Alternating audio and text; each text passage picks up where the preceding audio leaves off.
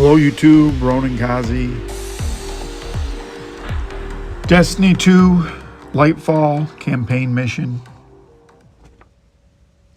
Breakneck. 1,001 fucking jumping puzzles. So, I'm progressing slowly through Destiny 2. I'm learning how to play the game more. I've made significant modifications to my armor. It's very easy. It's almost so easy that it's embarrassingly easy. And it's not too expensive. I don't have my final set of armor. I'm at the soft cap, which is at 1750. Thank you, Sloth Moods. And I'm a little bit over that right now, but I've been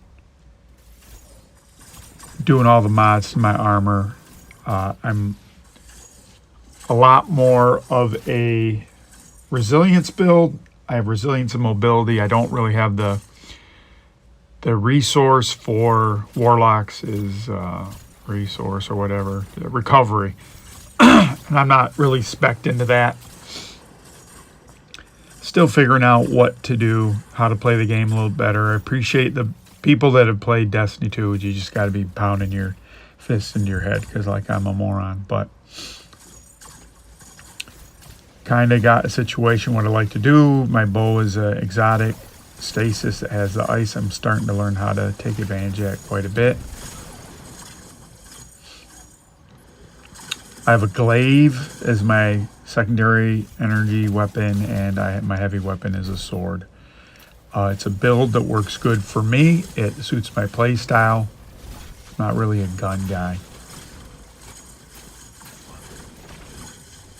I've sped it up because what's going to happen is this is the first time I've ever seen this mission, so I have no idea what I'm doing. And I get stuck in a couple parts. I think it's like 1630 or 1650 recommended. I'm at like 1750, so maybe it's 1660 or something. I'm a little over 100 points. So I should go through here now that I understand the Destiny a little bit more. I just got to not be a moron like I do right coming up here. Well, first off, I can't get jumped up here, so let's just talk about this. Yes, I understand. I think it'd be easier if I was using a controller to do the jumping. It's kind of nonsensical on the keyboard, but it's part of the game.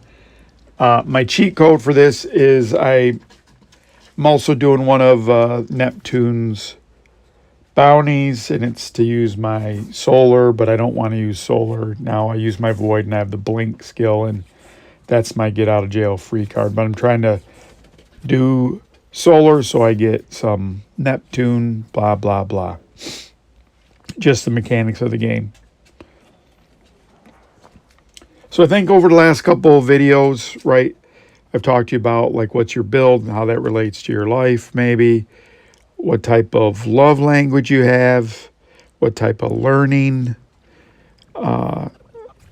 capabilities, what's your preferred learning style.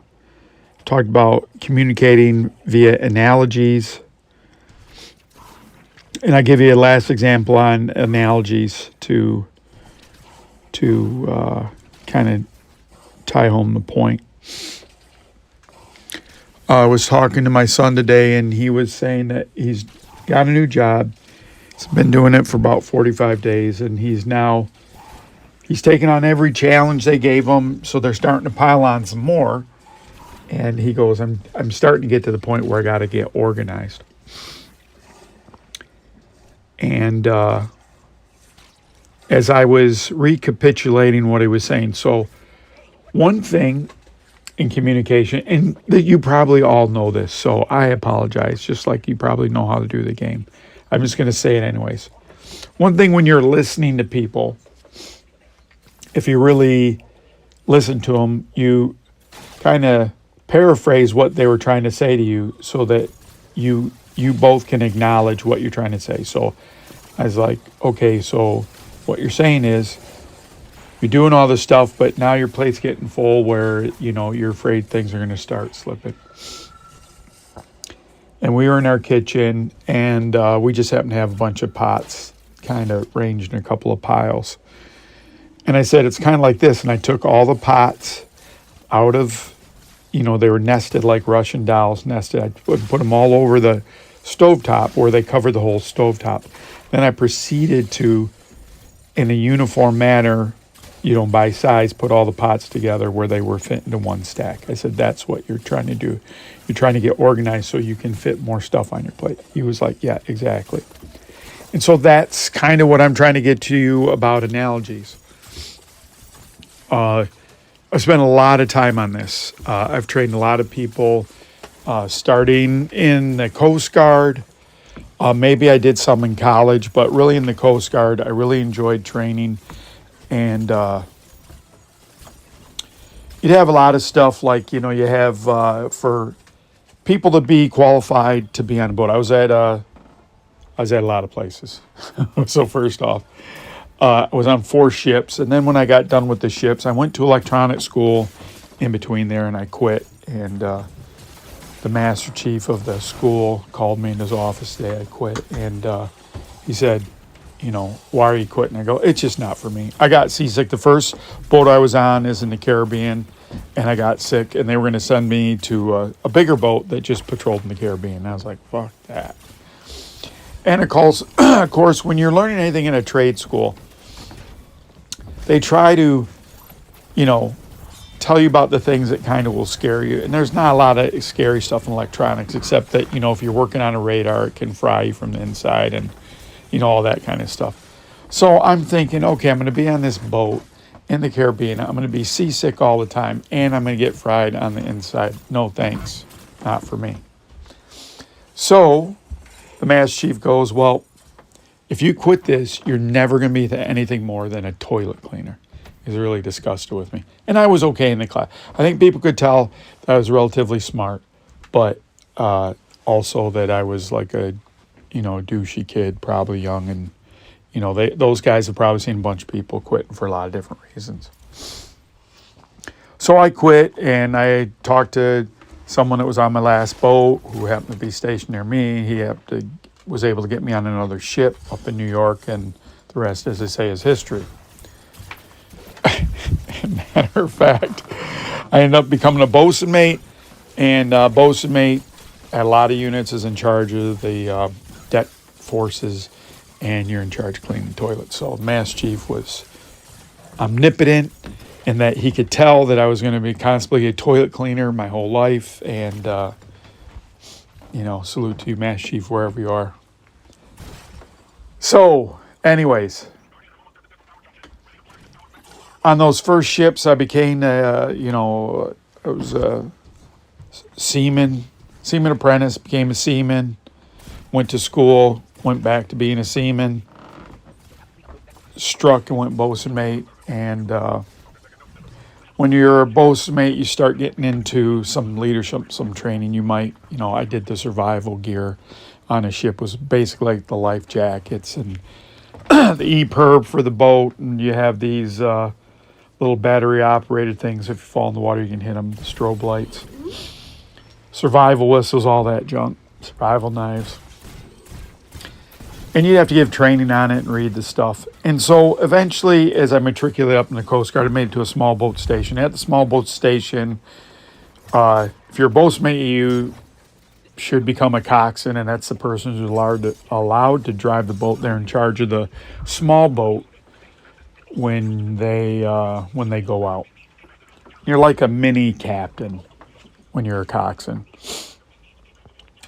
You have a lot of authority, but you really, if you're the coxswain, you can tell. Yeah, you don't tell anyone. I've told some people I'm a dumbass, but that's different stories for a different time. So people would train to become coxswains. Once you're a coxswain, you would train other coxswains. You train crew members to get to these positions. There's a lot of training, a lot of survival stuff. Rescue swimming, knots, boat handling, communications, everything. And I teach them to navigate. I haven't been on 4 ships. I want to teach everyone how to navigate. So did a lot of training, and that's where, that was the genesis for this. I'm transmitting all this information. You have a bunch of different people from different parts of the country, maybe ex-service members They have varying levels of attention to what you're doing. And so that's when I kind of got on this kick of how am I communicate. Also going to college, being a philosophy major, that kind of shaded or colors everything that I look at. So that's why I think analogies are important. It's good for you as a communicator. It's not the only way. So the other thing in all these videos that you're seeing and that you're watching me do this, I'm sure there's a bunch of different ways to do this. You know, I'm sure if I had different weapons, I'd go through Destiny 2 different. I'd have different experience. And that's kind of the great thing about all these games, like these loot shooters, is you get to build your own kind of style to do it. And it's a puzzle that you have to figure out how to solve. And that's why sometimes I don't like the jumping puzzles, because that seems a little forced.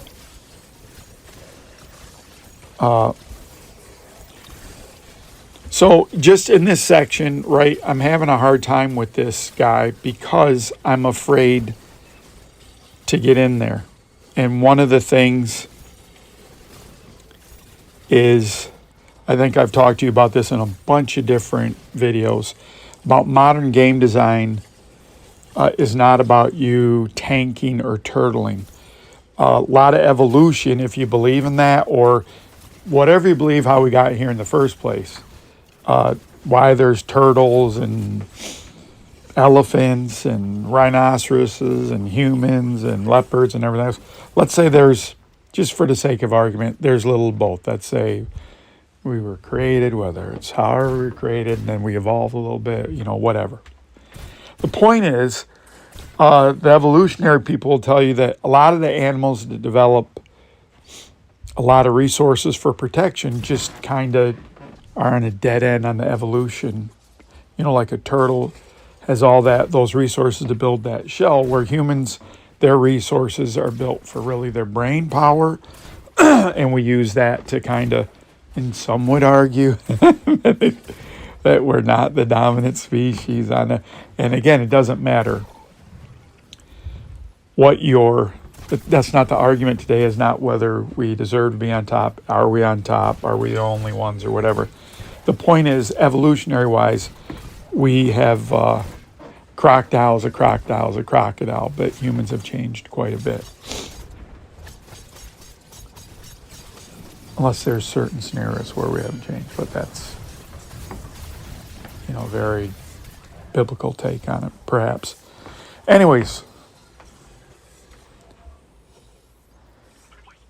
so that's what these games are. They're puzzles to solve. You're always continually solving a puzzle. The last video I had, I was with a couple YouTubers, Ultimate Shield 340, Sloth Moods. Really great people to run with. Complete strangers to me to 5 months ago. And like Ultimate Shield said, I didn't want to be so bold to say that I feel like they're my friends, but I feel like they're my friends. And I understand that. Again, coming from philosophy, you know, there's branch of philosophy where you're fighting about every single word, what the words mean. I know that's frustrating sometimes when people run into people like that. What exactly is a friend? But I also don't want to presume too much as well. So,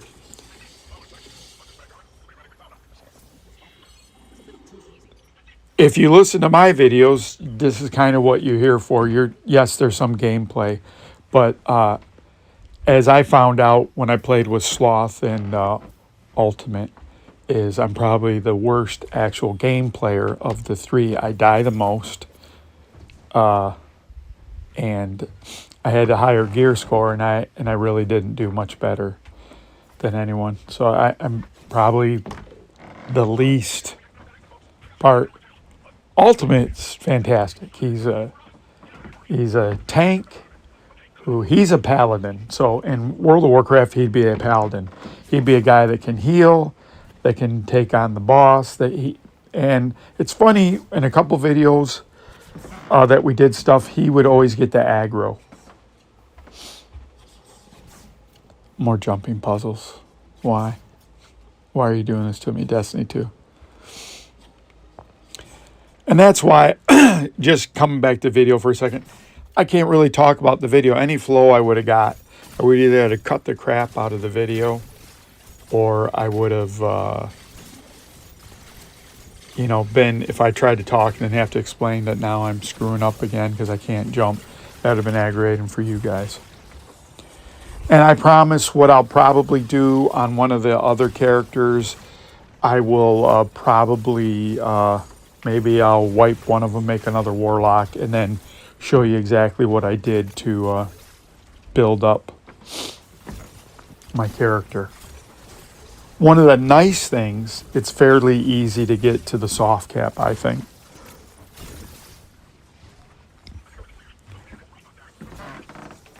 And again, I'm people that are diehard Destiny people, they probably know all of this, but this video and this kind of my whole thing is for more casual people. I'm never going to be a raider that's, super awesome. I never was. I did some in WoW, and there's a place for that, and there's kind of some things that people like to do.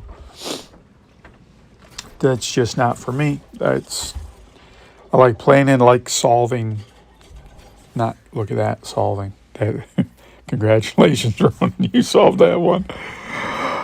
So here's what I don't understand. So I'm getting up here, and I see that I'm getting damaged. I don't know why I'm getting damaged, but maybe I'm getting damaged because of sparks. I just know I got to jump out of there faster. So eventually I'm just going to try to do the long jump. Once I go there, I'm going to try to go up to there instead of jumping in all the little slots. And so I finally get through there. Okay, I'll get back to some philosophy stuff in a second. This is a tough fight. So this is the boss fight. I've been with Ultimate Shield when the first time we ran into this boss was a pain in the ass. Now there's two of them. And so there's enough minions for me to build up the ice so I can shatter them. But I'm not really doing damage. I remember now when Ultimate and I were playing that they have to, maybe they have a light you have to hit them on. And also in the center of the map is a place where I got to go to. So eventually I just run. I don't think about this. I just kind of instinctually go up to this top level. Well, that part I just died. But I go up to the top level where there's kind of a direction like you see on the map. It's telling you go up to that thing. And so I don't know if this is true or not. And really, if you can go to Ultimate Shield's video, he has a video of us playing together. I have a video of us playing together. And you will listen. He's figuring out the mechanics constantly. And he's explaining that to you in his videos. I'm off on Tra-La-La Land telling you about, what about this and what about this? And look at the daisies. And isn't it amazing that they have this many petals? And all this other stuff. And what I've also told you is I don't mind just grinding stuff out. So what has happened with my bow skills is I'm a lot better bow person now where I'll make some shots on the fly. And I think, again, some of the game mechanics in Destiny 2, just how the game combat goes, it feels a lot better than Division. Like you're always hitting something. I mean, when you miss.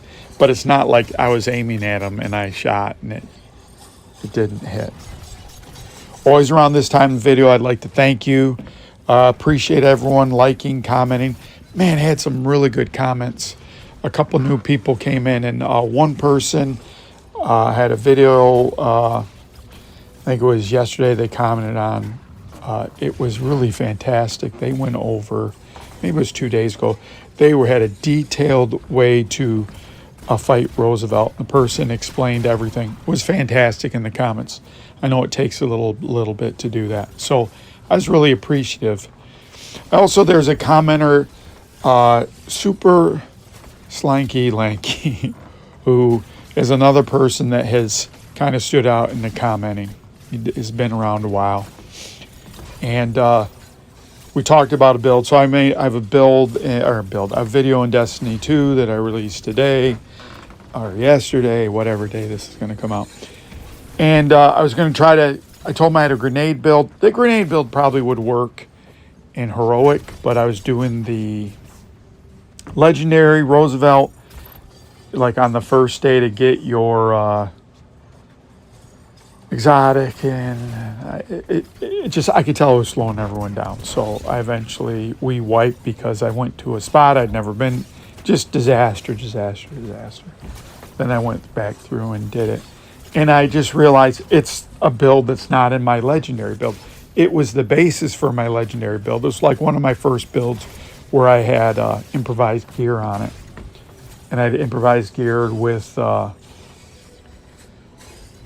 like there's an Acosta exotic backpack that helps you with grenades and healing kits. And then I had this chest piece, blah, blah, blah.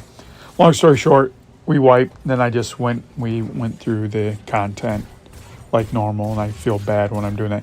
Here I'm fighting the boss. I think I've beaten the one boss already, and I'm not dying. So I'm going to tell you for sure, if I didn't have my resilience up, I would be dead. So that makes a big difference. And sometimes I may go to a higher, you can put about 10, you can put it on 10, so you can like up at 50. So you got to get pieces. Oh, I think I beat that part. Now I'm getting out of there. Oh yeah, this part's hard too. Well, it's not hard, it's just I'm not that smart.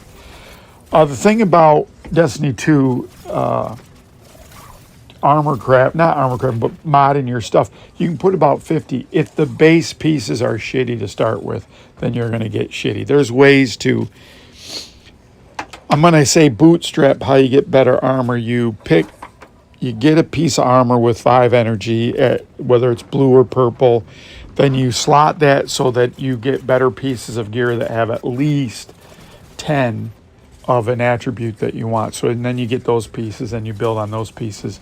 And there's a easy way to upgrade all those pieces to get more energy. So if you get a piece that has a nice roll, you can then, if it has a nice roll, that's embarrassing to die after the boss is on your way out, but hey, that's me. You can get all that pretty high pretty fast. I was just burning everything for having higher energy, which is the amount of slots you can put in there. And eventually I just figured out that I could just upgrade that fairly easy. So I'll probably have a video on that. I'll probably do that on the weekend. During the week, I'm trying to do these things the night before, get them blah, blah, blah. In the morning, I put them out. I do the final touches and schedule them. Trying to schedule everything at 4. So this is Ronan Kazi. Thank you. I know there was some rambling. No more analogy talk. Done with that. Destiny 2, digging it. Division 2's okay. Hope you have a good time. Ronan Kazi. Thanks again, everyone. Bye.